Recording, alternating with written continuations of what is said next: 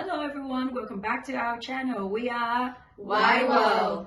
Widen words out. Cheers. Cheers. Welcome back, Ivy. Thank you. How was your trip? Did you just get back from Panama? I got back last night around midnight. Oh, actually around almost 1 o'clock. Oh wow. I went to bed about 2:30, so I'm here today. The commitment, I'll tell you guys a little more later. But how's about you guys? How's like the week? My week it's okay. It has been okay. A little bit busy with work, but so far so good. Yeah. My week's been great too. So I told you that we recently moved into a new office. Oh yeah. Oh yeah. I saw Yeah. that. So we tried to make it like home. Congratulations. Yeah, cheers to that. I show you guys That's a a big picture. accomplishment though. Yeah. Very proud of you. I mean, like, so you came to America 16 years ago? Yeah, So you 17 came, years yeah, ago. you came here to study. So what was your path to get here? Like when you just got here, what was the struggle and how it led you to where you are? Struggle. Talking of struggle, first coming to US, I was just 16. Like transition from like the Vietnamese educational system. Yeah, it was to the quite US different. would Like be- transitioning, like each class a different subject, and you Yeah. can choose your own schedule. Yes, and the weirdest thing is that the teacher don't go to the class. Yeah, we go to that's- the yeah. classroom. I found it so fun. Like just every class. I thought that was the weirdest thing the ever. weirdest when you got here. Yeah. How Yeah. old were you? I was 13, almost 13. Yeah. So I thought that was the weirdest thing because like it was very rowdy in the hallway every time we Yeah, transitioned just from like period to every period. period. Yeah. It's fun though. I liked it. I didn't speak English. Me so either. really? Well, I was quite shy and like just like different guys just kind of tried to talk to me, like Midwest. Oh, Midwest. small town. Where is this? Michigan. Where my Oh, so first this is year. not New York, That Yeah. must right? be hard. Yeah, so It's like so at least cool. I was with a host family. I was exchange student at the time. Oh. So How was they? they was really nice. I had two host siblings, and yeah, they followed me around. But at least I have a family and who took me in and took care of me. But at the same time, like missing home, the homesickness, it wasn't great. Like, and I think because of being away from home such a young age, without internet, back in those days, What? like, when the dial-up. This is not that old, guys. I guarantee you, this is not that old. But what you remember There when was like internet, but it's not that yeah, like easy. when you Yeah. have to call in to connect to the internet, Yeah, this is not dial-up. always. Yeah. And hold up the phone line for everyone. Yeah. So it's not easy to contact home. So I think after a while, I learned to deal with problems by myself instead of talking. Like complaining to parents. Just like And you don't want them to be worry, worried. Yes. like halfway Yeah. around the world. I couldn't think do anything. That's exactly what like people that came here at like in their teen like us or a little older, like what do you call people that older teen?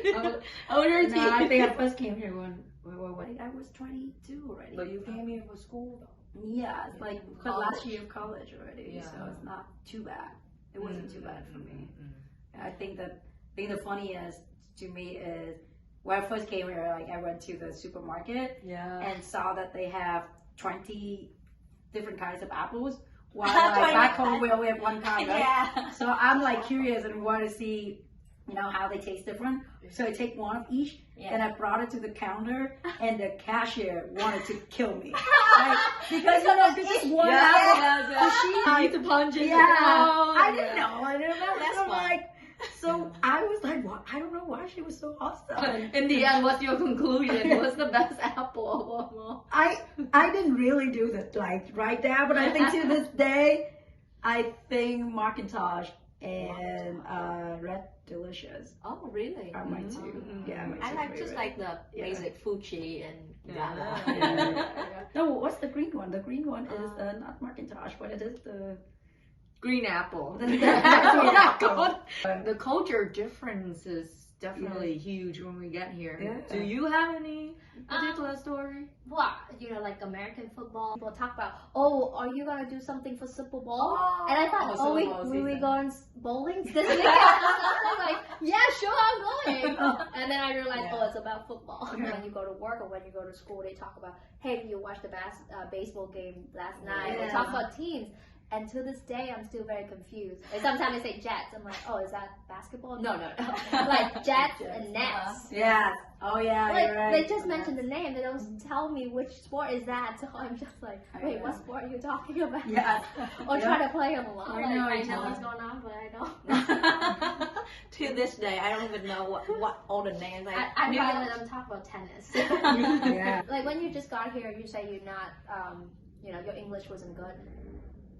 Did you feel insecure about it? And then does that, and I'm sure that would affect your ability to believe in yourself and believe in whether or not you'll be successful in the society, right? Mm-hmm. Definitely, it took me like, because I was here 2 years in high school. Definitely like very shy still. It took me like until college to break down my shell, and just finally when I was in college, like having no one around me who knew the me before. It's like the moment I reinvented myself. Oh, Yeah. That's I love the that. that's the Yeah. advantage. of- Yeah, like having no trigger around you, you know, Yeah, like I no love that. history. Oh, So yeah, and then suddenly I just became very extroverted. Like I talk to everyone. Like Nice. yeah, I met everyone in the hallway, say hi, and like introduce myself. Oh my god, I wish I could have done that when I was in high school here. I mean, Mm. it was so tough for me because like the different for me is I'm very introverted. Like I'm like extreme. Like now it's a lot better because like, you know, you guys are like so when I first get to high school, during lunch period, you know, like you have to go to lunch.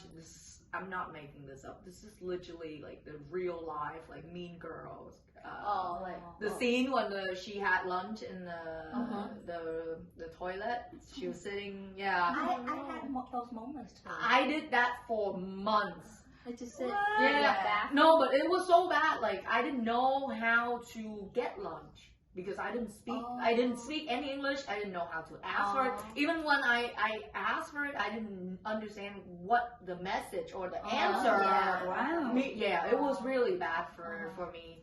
And even when I learned how to get lunch, you go in there, you get a ticket, and then you give the person the ticket, and I didn't know how to say what I want, so I point at the food, and then you know how high school is very cliquey.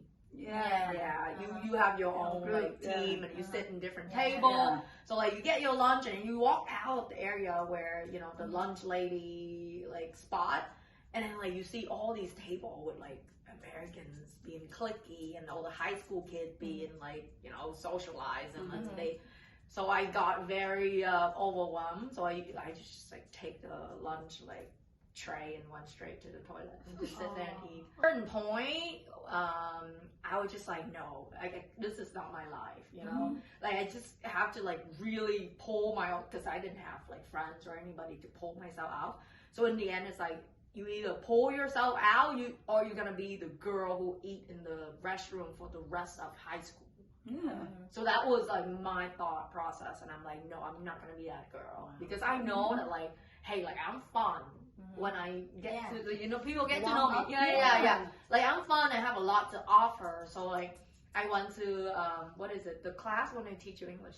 Sorry. ESL. Yeah, ESL. So I have an ESL teacher, and she also a track coach. So I went to her and I'm like, hey, look, like I don't know if I can run or not, but I think that I have the physique for it. Like I'm long and I'm skinny and I'm kind of like, you know, fast somewhat. So she was like, yeah, you definitely like track material. So she introduced me to the team.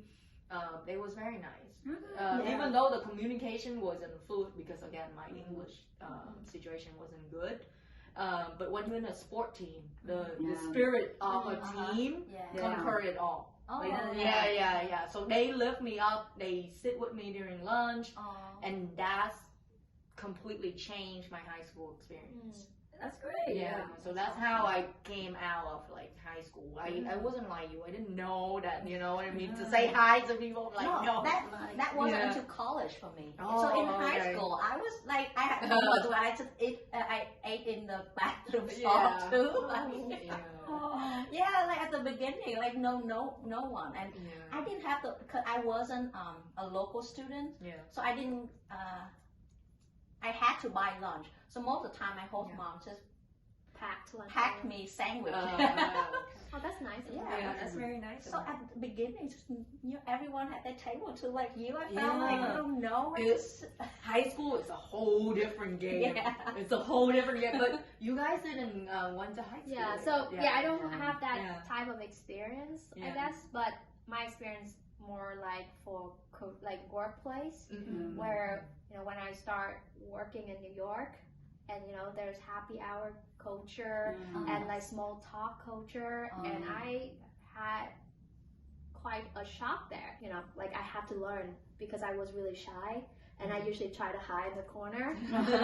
Like literally, like everyone getting drinks, and I'm not a drinker either. So I'm like, I'm gonna just sit over there and be the quiet girl. But then it's just get bored.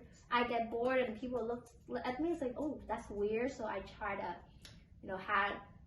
talk myself out of it, and actually like try to think of a few questions, and then go around and talk to people.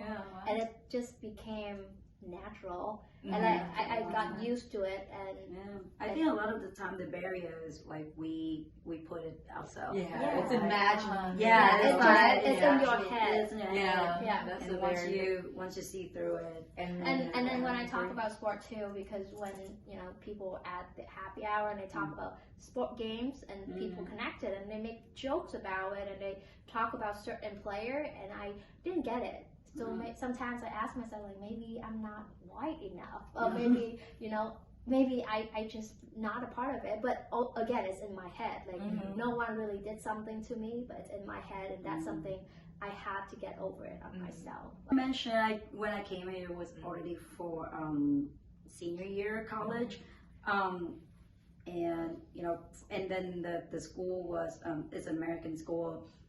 But I went through the first 3 years in Thailand already, and I met all of the people from all over the world, including American friends.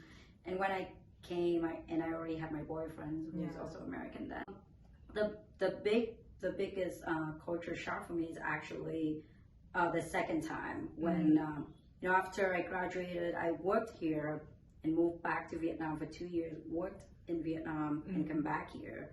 And at that point, I knew where I want my career to go. I just don't want to take any job anymore. I really want to get back into advertising agency. And even in Vietnam, I worked for a global ad agency, and half of my team, Americans. So I thought that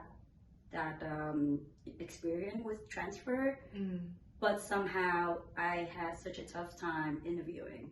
Like I've been to every ad agency. That's really good to know. That's really good to know too. You know what I mean? Sometimes we think that our international experience transfer. Yeah. Sometimes they don't. You know? Yeah, not at all. It's I had to do pick up odd jobs in between. Like I have to be a paralegal because they only You need was? Yeah. Oh, I know. No one That's knows. so great. I can totally see you as sexy. No, I can totally Oh my see that. God.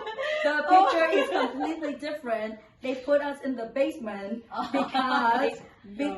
because the law firm only need someone who speaks Vietnamese to speak with their because they take care of one of the big lawsuits that involve a big Vietnamese community down in the south, like New Orleans, Alabama. So it's a class action, so a lot of Vietnamese clients. So they just need someone to speak Vietnamese as an admin to talk to those people every day, communicate the update, and take all the infos. So basically, I'm like a phone operator. I'm on the phone all the time, so they just put me in the basement. So nothing sexy about it. So I started at a multicultural ad agency first. Was it hard to find one? There are a few in New York City. So I applied and I got in, and from then transitioned back to the mainstream agency.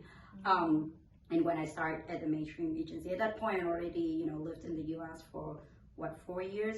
But like you mentioned, because I'm in creative agency a lot of the time, a lot of like TV ads or radio ads, the creative team will refer back to culture, like American TV show, like back in the 70s, or like songs that we have. But at that point, like thank God for Google, like you can go away. But a lot of the time in meetings where they throw out ideas and like Mad Men. Things like that. But like they throw out ideas, and I'm like deer in a headline. Like I really don't know what you're talking about. All the pun, a lot of the language too. Is, even though at that point I was already strong, but yes, that when it's come to something very particular, like. And I remember, when I just graduated from my master, that was Were you in Rochester, New York, Oh, and the struggle was how to find a job, yeah. because a lot of people compete with each other to get a job, and so I went to multiple career fairs. I had to take a bus, like the travel bus, to go all the way to New York City, like 7 hours. Oh, wow. And I had to couch surf and dressed up and attend those career fair. And for me at that time, like try to navigate New York City was already a struggle itself. And then I remember I interviewed with McDonald's, and they actually said, "Oh, we are open McDonald's in Vietnam. Are you interested in like going back and manage that branch?" I'm like, no, I'm actually looking here. And then interview a few, like I actually interviewed quite a few. And I didn't get any offer, but then finally I got the offer with, an accounting firm where I started in Vietnam. So all of that, like there was a lot of time that I felt defeated. Like I felt like, maybe, even though I had master, but maybe I'm not good enough. I'm not good right? enough, or I just not what I'm looking or one or two. Rejection is a determination of your value and your worth. And some people just like stop looking, like stop trying, because I think they're not good enough. But I feel like the more experienced you are, and you just take rejection gracefully. And as like a learning lesson, so you go interview like as an experience to be an interview and learn from those mistakes. I think that's better than take it too personally. It is a number game too.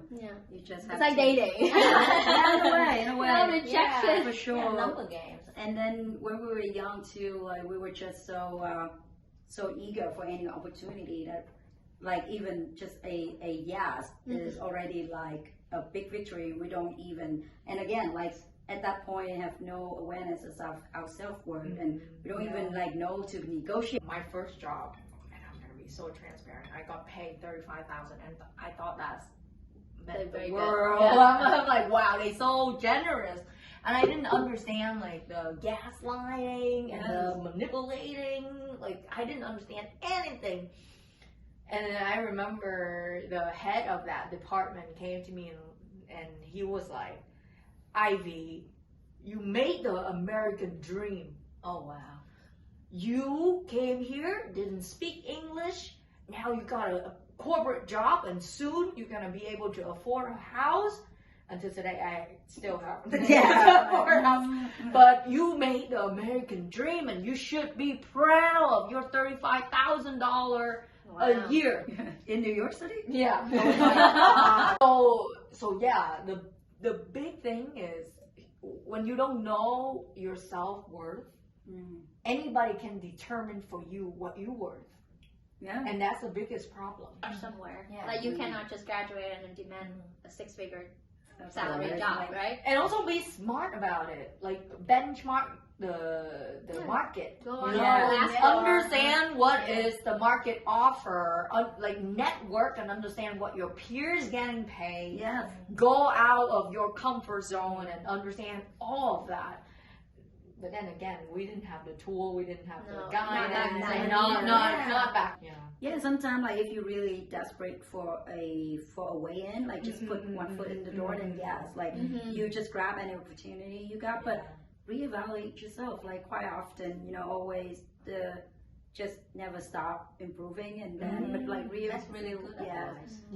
reevaluating every 2-3 years, and you know, always document everything. You know, always give specific example. A lot of time you just assume that people will see it if you do improve, like work hard enough, or but then when it comes to performance, sometimes they forget, or if you're not specific enough, it's just if you give them general feedback, and they would just give you the same thing. They brush it off. Yeah, right? they would just they will brush it off. Yeah, that's very solid some- advice. If you Solid like, advice. if you don't claim it, someone You know, an advice for young professional just graduated from school. When you don't have experience, you should hustle. You should hustle, go to a lot of career fairs, do networking. It's a lot of work, but like I say, you know, take any opportunity presented to you. And then once you have experience, that's when you start to have your worth. Yeah. Because like don't just be like, oh, I graduated and I demand this and that. Yeah. Yeah.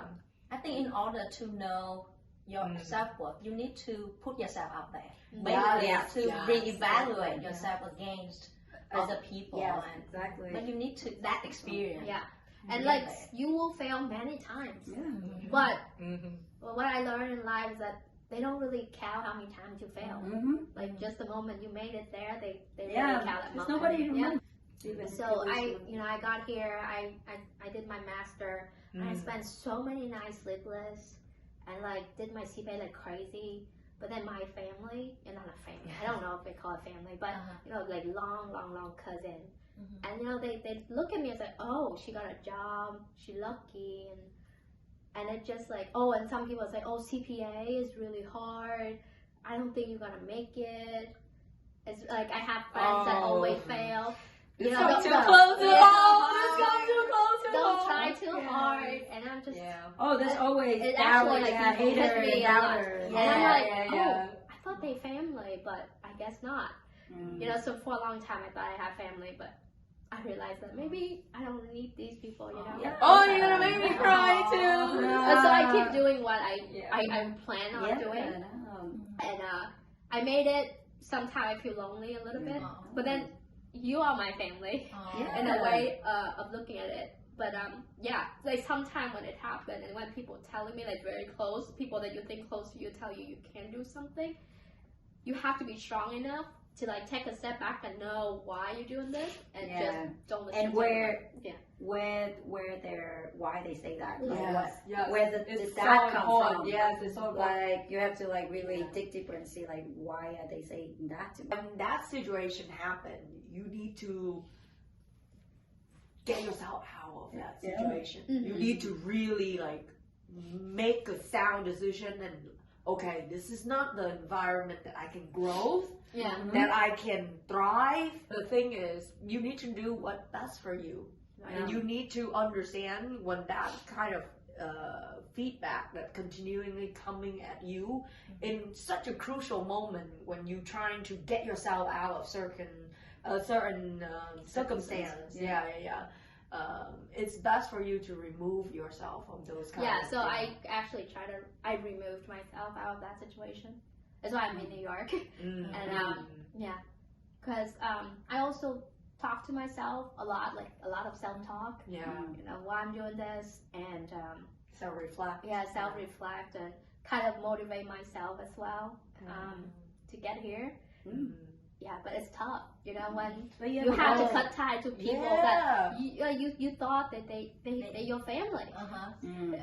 But then you, at the end of the day, you just, you know, like you don't hate them, you understand. But I talked to my mom and dad, and my dad actually told me, you know, when people don't like certain thing you do, it just, you have to take a step back and look at it as in, ask yourself, have they really been through what you've been through or you've gone through for them to be able to give you the right advice? But if they have never done that, never been in your shoes, then you take it at a grain of salt. Like don't take it too much. So I listened to my dad. I'm like, they actually never. I'm the first person graduated from college. first generation. Congratulations. So, and then made it this far, like not to the top yet, but this far in New York, and I am proud of myself. So whoever told me in the past I couldn't do it, I actually thank them for saying this because it actually motivates me. Do you think like in our culture, do women get less appreciated with the work that we do? In Vietnam or like in America?